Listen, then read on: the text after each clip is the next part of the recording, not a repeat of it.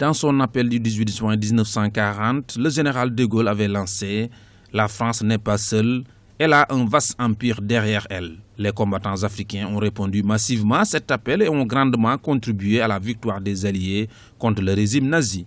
70 ans après, l'Afrique se souvient de l'apport des tirailleurs dans la capitulation de l'armée allemande.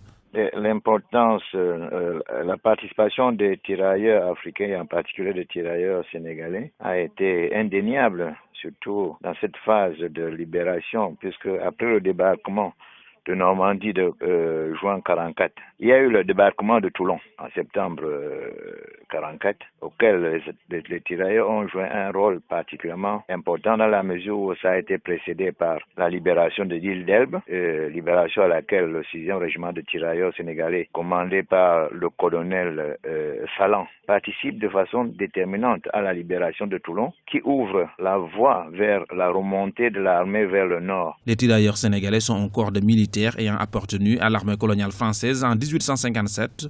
Ils étaient issus de toute l'Afrique subsaharienne. Malgré leur rôle, les tirailleurs ont souvent vécu des injustices sur le champ de guerre ou au niveau des inégalités de traitement salarial après la guerre. Et c'est à partir de ce moment-là que la France décide de ce qu'on a appelé le blanchiment de l'armée française, c'est-à-dire que les soldats noirs, on les renvoie vers l'arrière sous le prétexte que il y a les conditions climatiques qui deviennent très compliquées et ne pourront pas supporter les conditions climatiques. Mais en réalité, ça cachait autre chose dans la mesure où il est avéré que De Gaulle tenait absolument à ce que la France soit libérée, surtout Paris. Paris soit libéré par des troupes françaises. Rendre hommage aux combattants africains en saluant l'apport de l'Afrique qui a façonné le destin de la France est l'objectif de la Semaine internationale du souvenir des tirailleurs africains organisée chaque année en France. L'Afrique témoigne également chaque année sa reconnaissance à l'endroit de ses vaillants ancêtres qui ont dignement représenté